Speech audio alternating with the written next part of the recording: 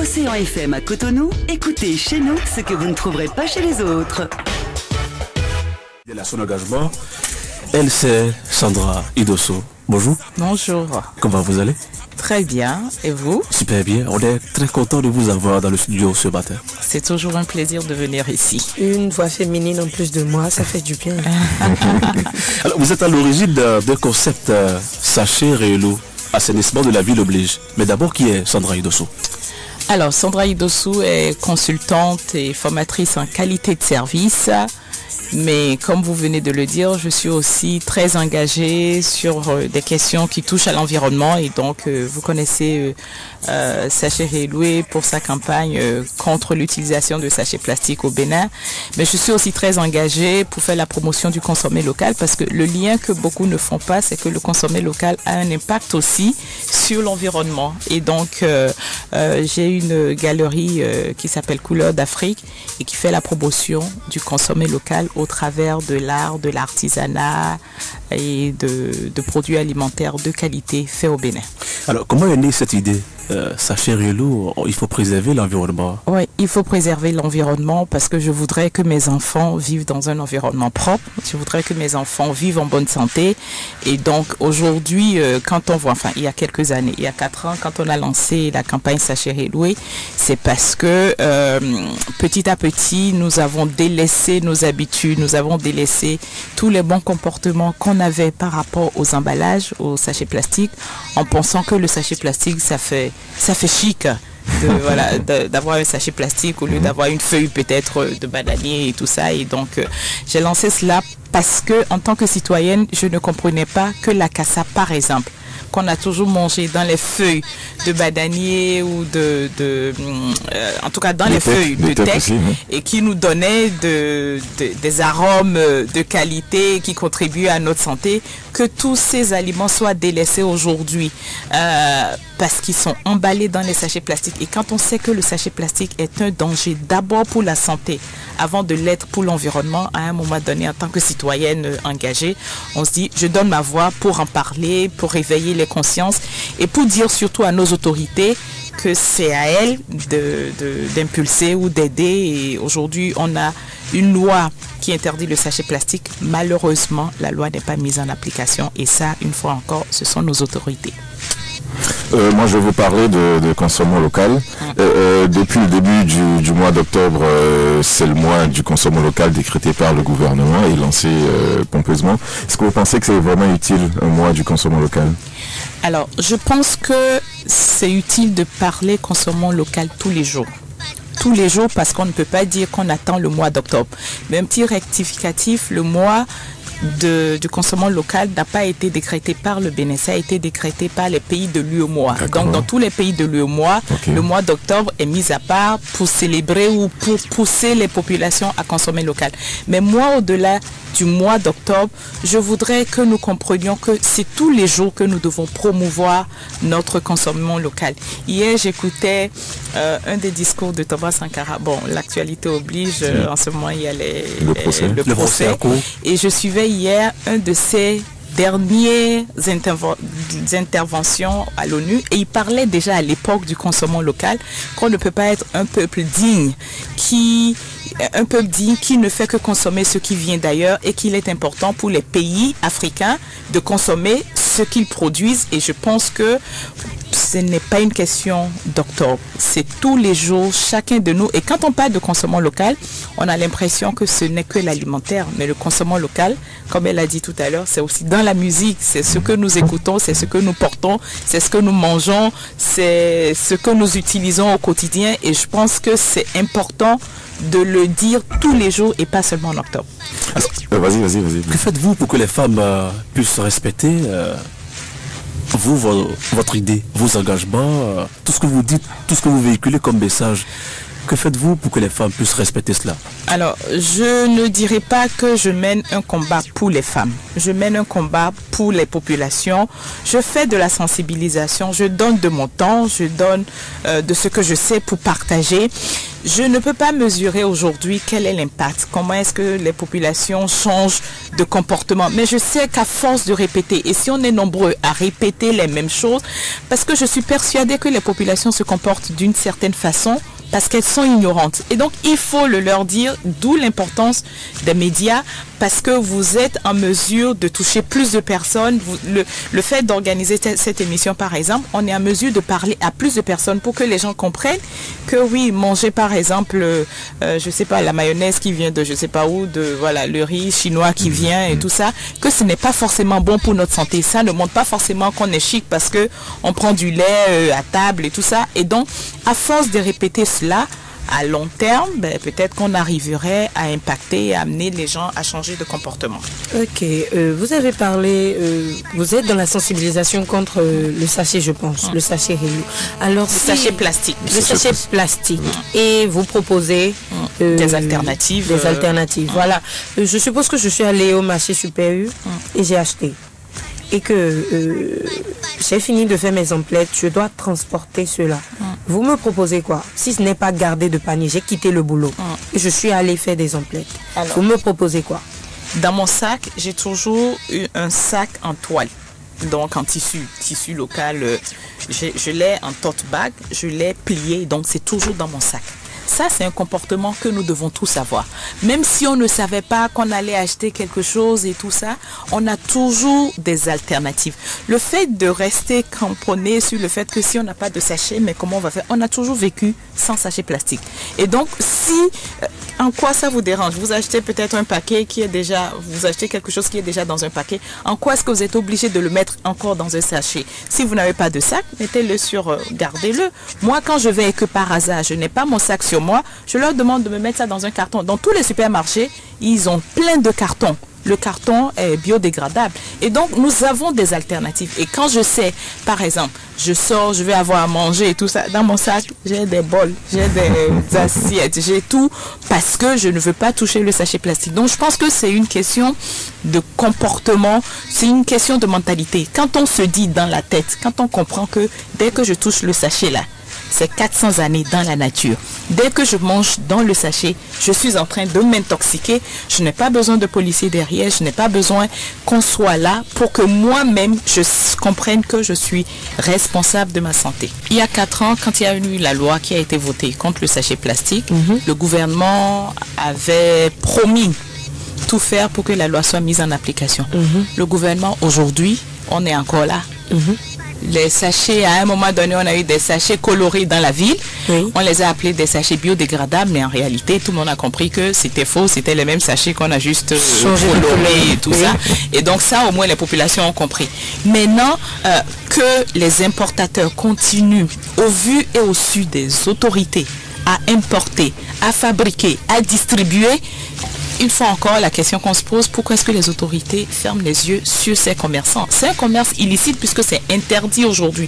Et donc, nous, en tant que société civile, moi, même si je vois les camions avec les cargaisons de sachets plastiques, je n'ai aucun moyen d'aller vers cet importateur. C'est à l'autorité de mettre en place ce qu'il faut au niveau de la répression. Et donc, moi, ce que je continue pas à dire, c'est de parler aux autorités pour que les autorités fassent ce qu'elles doivent faire, mais en même temps, de parler aussi aux populations pour dire que même si les autorités ne font pas ce qu'elles doivent faire, vous, en tant que population, comprenez que chaque achat que vous faites dans un sachet a un impact sur votre santé et sur votre environnement.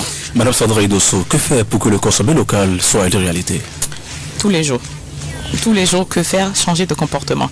Mais changer de comportement, ça commence d'abord par la mentalité. Vous savez, je ne sais pas exactement à quel moment on nous a fait croire que ce qui est local n'était pas bon. Est-ce que d'où ma question, est-ce que vous pensez vraiment que le Made in Bénin est bon? C'est-à-dire que, est-ce que quand vous avez du chocolat Made in Bénin et du chocolat Made in Côte d'Ivoire, vous pensez vraiment que notre chocolat, il est bon, il est compétitif? Alors, il faut faire des nuances. Nous avons certains produits du Bénin qui sont très bons, qui n'ont rien à envier aux produits qui viennent avec des emballages très jolis, avec de la publicité derrière. Localement, nous avons certains produits de très bonne qualité.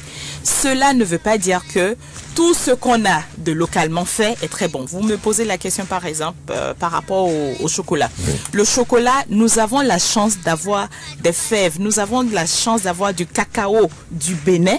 C'est ce cacao qu'utilisent nos producteurs ici à nous proposer de la pâte à tatiner ou du chocolat. C'est des fèves de qualité. Ça n'a rien à voir. C'est-à-dire que ce que vous achetez du Ferrero Rocher ou de Ligne, je ne vais pas appeler les noms, je ne vais pas citer ces noms, mais ce sont des produits qui ont des conservateurs. Et donc, gustativement, vous avez l'impression peut-être que oui, c'est bon, mais pour la santé, il vaut mieux manger, il vaut mieux utiliser les produits qui ne sont pas avec des conservateurs. Donc, sur ce plan, on peut dire que c'est une question de mentalité, c'est une question de connaissance. Mais au-delà de l'alimentaire, comme je dis, dans ce que nous portons.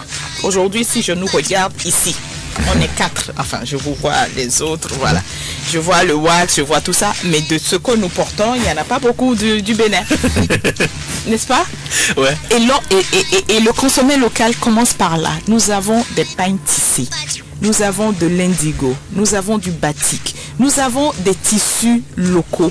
Pourquoi est-ce que nous n'allons pas faire cette promotion? La mode est créée comment? Ce sont des gens qui imposent le style. Si vous et moi, si demain nous disons tous les jours, on lance une campagne, tous les Béninois portent un pain et qu'on lance une mode, parce qu'il y a des créateurs, il y a des gens qui font des efforts, mais comme il n'y a personne qui les porte, à un moment donné, bon, il faut bien que ces personnes payent leurs factures. Mais si nous sommes nombreux à comprendre que le wax hollandais, on a beau nous dire c'est le pain africain, ça n'a rien d'africain. À la une de Fraternité du jour, vous engueulez un peu les politiques, vous dites qu'ils ne donnent pas le bon exemple Parce que parler du consommant local, parce que parler du consommant local, ce n'est pas que dans les discours, ça doit être dans les gestes. Et j'estime que les autorités, en tout cas les leaders, sont des gens qui ont un impact plus, je dirais, plus visible sur la population. Le jour où le président Talon mettrait une chemise. Ça, c'est de chez Indigo, c'est ça? C'est un pain tissé. Et je suis très fière. Oui, c'est un pain tissé béninois. Le jour où le président Talon porterait une chemise avec de pain tissé ou avec de pain indigo ou bien avec... Mais parce que... pour l'instant, on se dit c'est pas encore de la qualité. Mais ça ne sera de la qualité que si on est nombreux à le porter, si on est nombreux à être exigeants vis-à-vis des produits. Et à créer une industrie. Exactement. Parce que, une fois encore, quand je le dis, quand je porte ça, je sais qu'il y a 6 personnes derrière qui ont travaillé. Grâce à mon achat, 6 personnes peuvent vivre et mettre leurs enfants à l'école. Quand je vais porter le pain chinois, ben, tout l'argent, tout mon achat retourne en Chine. Et donc, il faut que dans nos achats, nous soyons un peu responsables. Et c'est pour ça que j'appelle les autorités. Parce qu'une fois encore, les discours ne suffisent pas. Il faut que nos autorités allez dans les bureaux, allez dans les ministères, allez dans les mairies. Et vous allez voir, les mairies, quand elles font des manifestations, des pauses café, des séminaires, il n'y a que de croissants, il y a des choses. On ne consomme pas local parce qu'on a honte. On a l'impression. Vous pensez qu'on devrait ramener du hata, par exemple, dans des... Pourquoi pas? C'est meilleur. Le hata est meilleur que le biscuit. Au moins, on sait que, voilà, on est maire dans cette ville et grâce à nous, on arrive à permettre aux gens de vivre de les producteurs, ceux qui font la transformation, ceux qui... Il y a tout ça à faire et c'est pour ça que j'estime que c'est bien de parler, mais il faut que dans nos gestes, et ça ne pourra se faire que si le leadership le montre. Au Burkina, on a vu comment les gens ils portent le faso d'Anfani. Allez au Ghana, vous allez voir comment ils sont fiers de porter le pain Kente. Allez dans des pays et vous allez voir. Et tant que nous aurons honte, parce que pour moi, c'est un peu comme si c'est la honte. Parce que c'est local. C'est-à-dire qu'on ne donne pas de la valeur parce que on se dit, bon, comme c'est pas importé là, c'est pas bon. Qui vous a dit que ce qui est importé est bon? C'est juste emballé et en plus ces emballages là c'est mauvais pour la santé parce que les emballages on les détruit, donc pour notre environnement ce n'est pas bon. Et donc allons plutôt dans le concret, dans les meubles. Quand on va dans les ministères, quand on va dans les administrations publiques, qu'on ait des meubles locaux. Commençons déjà par ça. Tous les rideaux longs qui brillent de Chine qu'on a dans les administrations, enlevons ça et mettons déjà de l'indigo, mettons déjà du pain tissé, mettons déjà du coton béninois. Et ce n'est qu'en qu'en étant nombreux à consommer, que nous serons en mesure de pousser les entrepreneurs locaux à améliorer. Parce qu'une fois encore, la qualité n'y est pas parce qu'on n'est pas nombreux. Si on est nombreux à exiger, si on est nombreux à se plaindre, si on est nombreux, s'il y a de la demande, les gens ils vont s'améliorer. Et donc ne restons pas sur dire oui, c'est la qualité n'y est pas, est-ce que c'est ceci, ceci. Faisons l'effort de le consommer et de le vivre au quotidien. À vous entendre, le Parlement est à partie fautif. Parce que les lois ne sont pas encore votées, les décrets ne sont pas encore disponibles pour qu'on puisse respecter, comme cela se doit, tout ce que vous avez prescrit dans votre livre d'or. Alors, il faut faire une précision. La loi a été votée par eux, par les députés. C'est eux qui l'ont écrit. Nous, en tant que société civile, on a fait du bruit, on a demandé qu'il y ait un cadre légal et tout. Mais c'est à eux de faire la loi a été votée. Donc pour moi, le problème n'est plus au niveau de l'Assemblée. Le problème est maintenant au niveau de la mise en application. Et ça, ce sont nos autorités, l'exécutif. Vous savez ce qui me fait mal dans cette campagne, c'est que dans les écoles, parce que je continue pas à faire de la sensibilisation dans les écoles. Quand je vais dans les écoles et je vois des enfants prendre la bouillie chaude dans le sachet plastique, je me dis, on ne peut pas dire qu'on fait du développement, on construit des infrastructures, on est en train de construire ça. Les Béninois de demain seront malades. Donc, quand je vois ça, je me dis, il faut continuer jusqu'à ce que les alternatives soient disponibles et que la répression soit effective. Tant qu'on les couvrira, les gens ils vont continuer par empoisonner nos populations. J'utilise le beurre de karité parce que le beurre de karité est local, ça fait travailler les gens, mais c'est surtout très bon pour notre santé. Léonide, j'ai cette question à la queue leu. Cette question pour laquelle vous devez nous donner une réponse, vous devez vous comparer à quelque chose. Alors, je vais commencer déjà par parler de produits. Si vous étiez un produit béninois.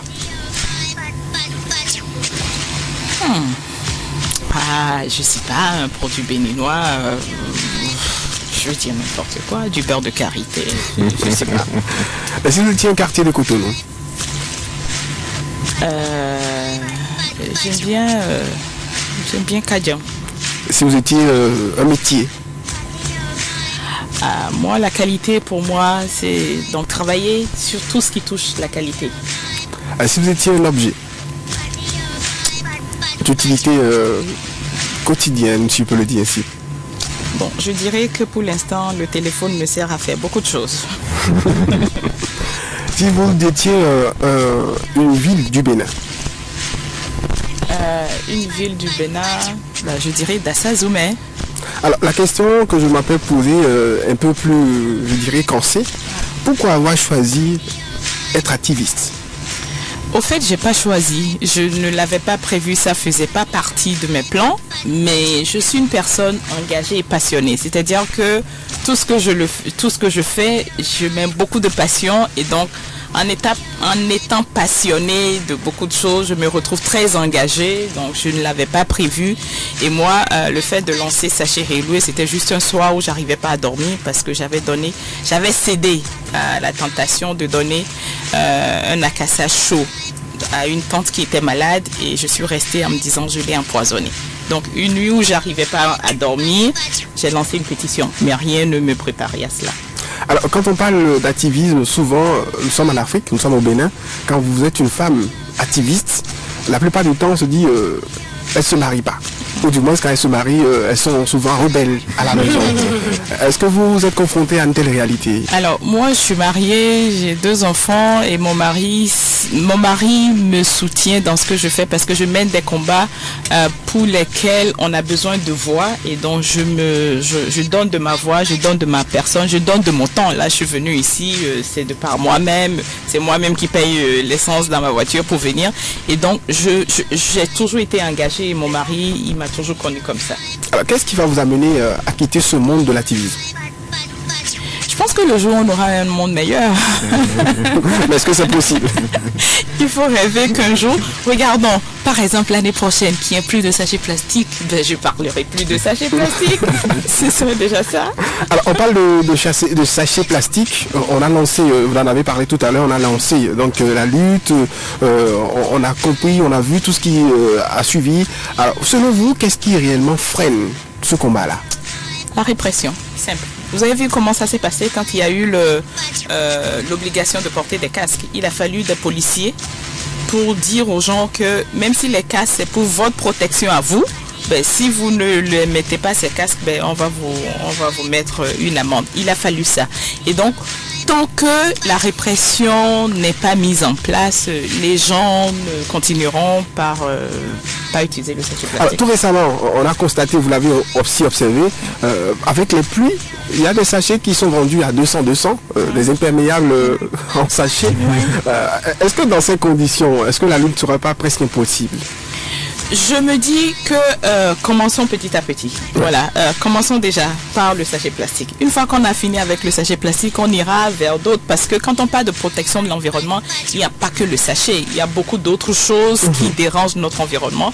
Et donc allons-y mollo mollo. Et déjà, ce que nous avons commencé il y a 4 ans, allons au bout de ça et après on va attaquer les imperméables, enfin bref, les bouteilles en plastique, tout. Enfin, il y a beaucoup de choses à dire sur l'environnement. Quelle est la plus grande crainte de Madame Idowu? Idowu, excusez-moi. Ma plus grande crainte, c'est de vivre en me disant que je n'ai pas servi à faire changer des choses. Alors aujourd'hui, c'est quoi votre plus grande joie?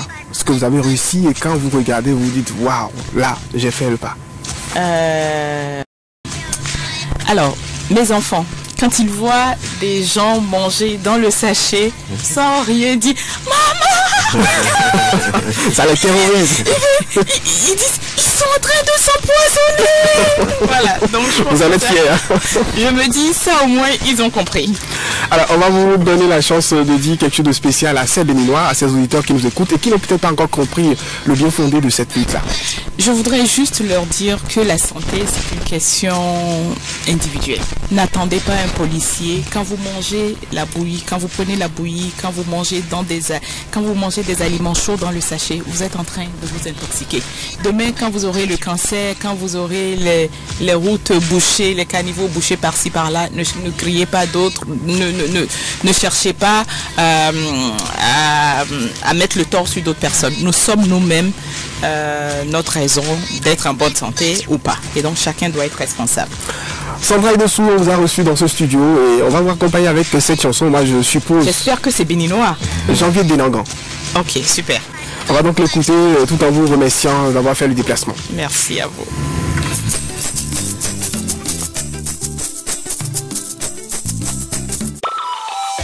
Océan FM à Cotonou, écoutez chez nous ce que vous ne trouverez pas chez les autres.